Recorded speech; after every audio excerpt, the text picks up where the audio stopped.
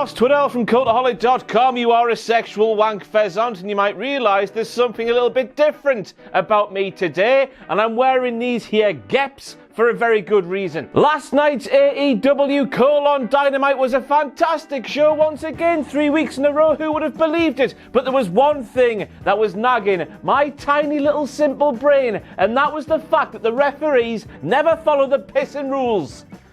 I've said it numerous times on this video series, but no one seems to take any notice when I say it, so let's pass over to the man himself, and hopefully these referees will see this man, this terrifying man, and do something about their debauchery from last night. Learn your rules, you better learn your rules.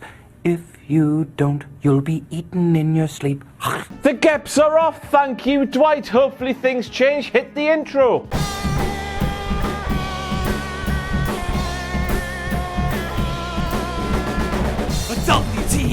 WTF!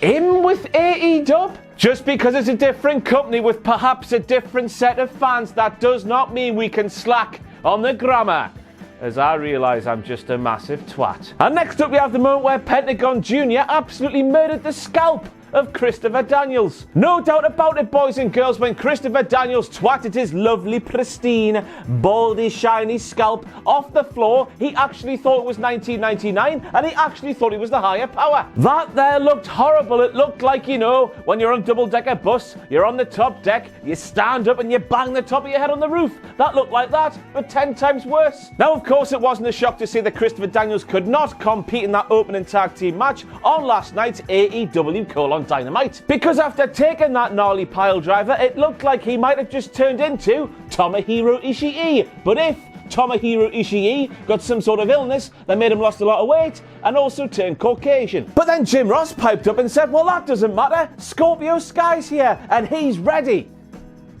for a night on the town, Jim, maybe. Scorpio Sky doesn't normally wrestle in black jeans and some crepes, and he had to literally steal some athletic tape from the trainer's bag. He wasn't ready, Jim, although you would have thought he was, judging by his performance. So maybe Jim was right. And then they threw the shoe back. That is a line that will be looked back on in the history books on a similar level to Rachel from Friends saying, I got off the plane, they threw the shoe back. I don't know what I'm doing. But then we get on to referee Rick Knox, who saw that shoe in the middle of the ring and threw it outside, the bastard. And that's even though the fans quite clearly wanted to see Scorpio Sky put that shoe back on, because they threw it back to him, and Scorpio himself tried to bend down to pick it up. He wanted it too. Rick Knox turning heel, as Scorpio Sky probably hurt his because he wasn't wearing shoes. Did you watch the Fight TV version of last night's AEW Dynamite? Because I did, and I'm a law-abiding citizen from the United Kingdom. And I mention this because during the first ad break, and of course if you're watching on Fight, you just continue to see the ring. It's you get more wrestling. It's great. But during the first commercial, Jim Ross sat there going on as if he didn't realise his mic was on. He was saying things like Santana and Ortiz are members of the Inner Circle, and the Inner Circle is a new term we need to get over. Or maybe, just maybe, was Jim Ross tripping balls and actually thought for a split second that he was Vince McMahon shouting bare instructions right into the ear of one Michael Cole. Shout the catchphrase, you little bitch! But anyway, it was still a weird thing for Jim Ross to say, even though it wasn't actually on the TNT version of the show. Still, a lot of people would heard him say it. In the realms of kayfabe, why would Jim Ross want to get over the name of the heel faction when he is as pure and as white meat babby face as they come? It's Jim Ross, he's a lovable man. Now, I was listening to some sort of murder crime podcast thing recently, and I learned on that murder crime podcast thing that bodies, when they die,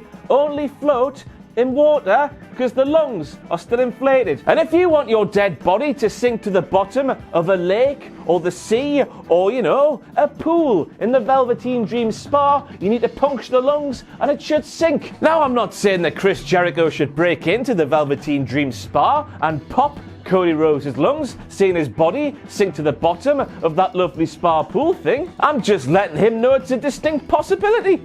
and it might help him out when we get to Full Gear on November 9th. But that shot there from the Velveteen Dream's lovely spark came in the midst of a promo package about Cody Rhodes, and it was bloody special, wasn't it? Fantastic stuff. But during this package, Jim Ross is sat there and he says that Cody Rhodes needs to shelve his EVP title and become Cody Rhodes the wrestler once again, almost as if Cody hasn't had the best match, in my humble opinion, in AEW history against Dustin at Double or Nothing, or as if Cody hasn't had 5 whole matches in the very short history of All Elite Wrestling, in which he's got 3 wins no less, Jim Ross. Jim seems to think that Cody is actually Triple H or something, or maybe that's how it works in professional wrestling. Cody destroyed Triple H's throne, therefore Cody is now the King of Kings. Jim Ross loves the traditions and stuff, doesn't he? And next up we have Excalibur calling that match up there the first ever Women's World Championship match in All Elite Wrestling, even though it cannot bloody be. I know there wasn't a champion heading into Alberto Del Rio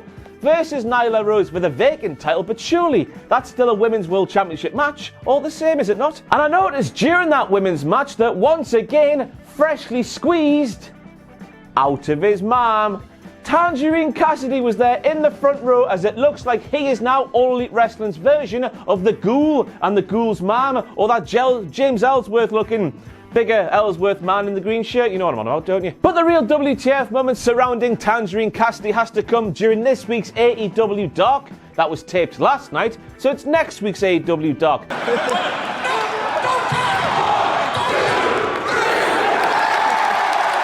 Tangerine Cassidy pinned, legally, cleanly, Cody Rhodes, which means beyond any shadow of any doubt, Full Gear, Tangerine Cassidy versus Chris Jericho. Wins and losses mean something, don't they? Now, even though Luchasaurus wasn't there last night because of a hurty hamstring, who would have thought that dinosaurs had hamstrings, eh? The teeny tiny small man combo that is Marko, Stunt and Jungle Boy still had that glass shaking. So as we all know, Luchasaurus weighs in at 2 tons plus Jungle Boy plus Marko Stunt, but judging by that footage there, where remember, Luchasaurus was nowhere to be seen, Marko, Stunt and Jungle Boy must weigh a ton each. And now we get onto the Dwight K. Schrute portion of this WTF Moments video, because that apparently is a legal tag. It's not a legal tag, never was, never will be. Now I know that referee's discretion is a thing, but in my opinion, referee's discretion only works if the referees actually apply some rules. And so far in AEW tag bouts from, John Moxley attacking Kenny Omega and utter bollocks like that, it appears there are no rules in AEW tag team matches. I mean, I guess that's good because we get to see more wacky, more different things happen on a mainstream American-based professional wrestling show, but we haven't had it established to us that there are no rules in AEW tag team matches. Therefore, we're sat there expecting there to be rules. They haven't told us there aren't any rules, presumably. All I want right now is an official AEW rules book, and none of this will happen. It'll be fine. And then leading on from there, we had a very hot start to the next tag team match, which left Jim Ross asking, can we presume that Moxley and Omega, they're the legal men? Big Dick Tony Schiavone then replies saying, Jim, I guess so. That's why referee Bryce is in the ring. He needs to apply the rules. No, he's not, Tony. Don't try and cover a criminal, a scoundrel, with a choir boy's dress thing.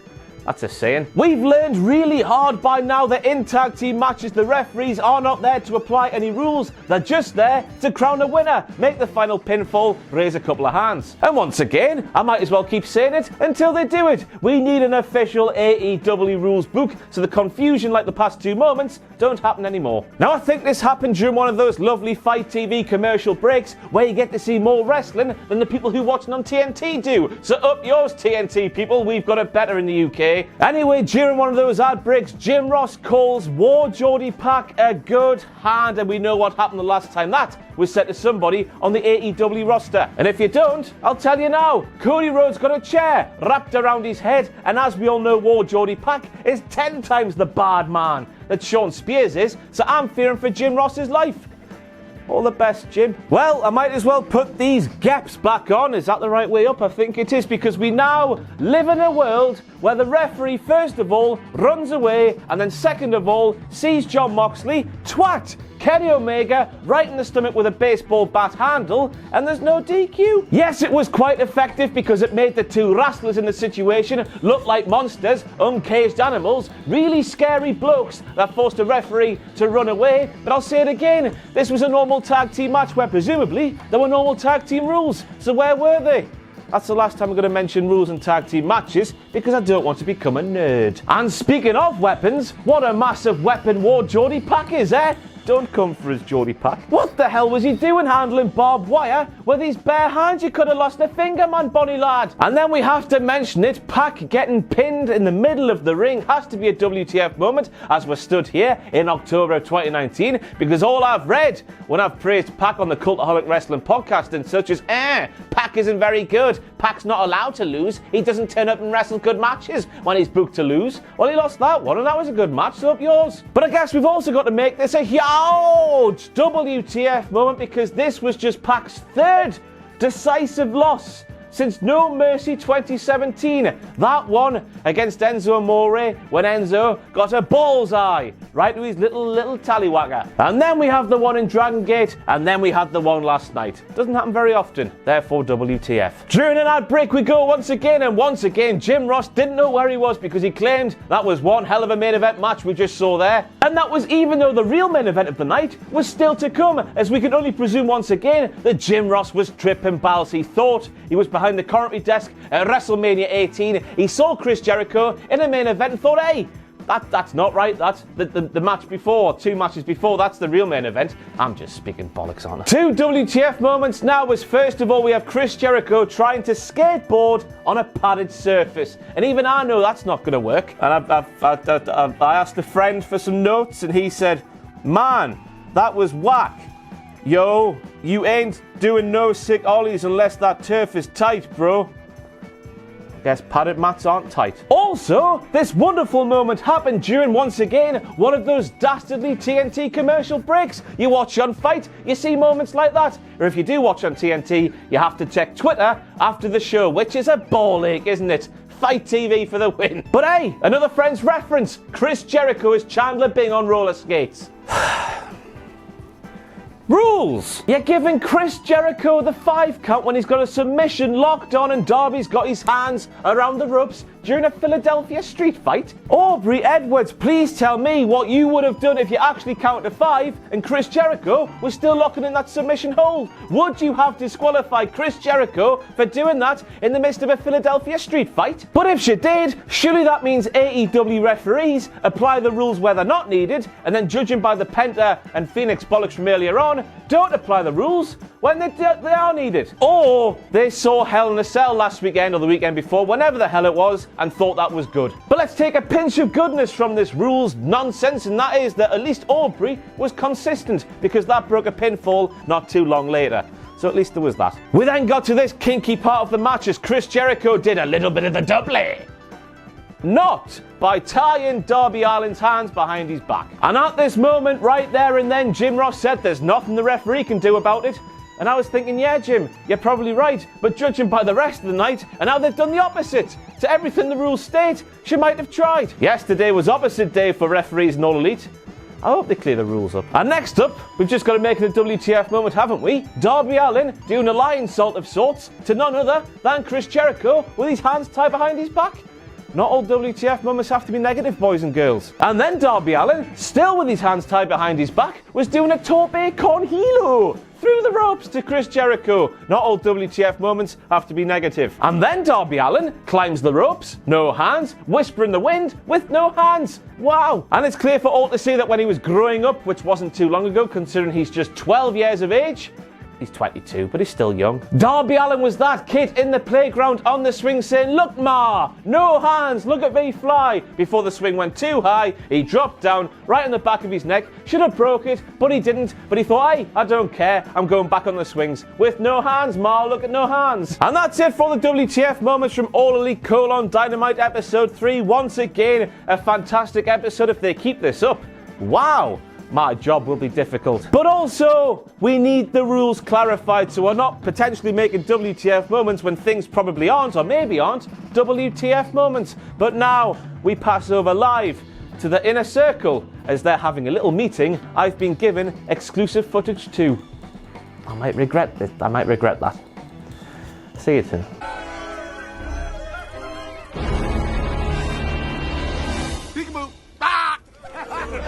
Thanks for watching. Let us know what you think in the comments below. You can follow us on Twitter at Cultaholic. You can find us on Facebook at facebook.com/Cultaholic. And if you enjoy what we do here at Cultaholic, you can pledge to our Patreon page, patreon.com/Cultaholic. Hit subscribe and join us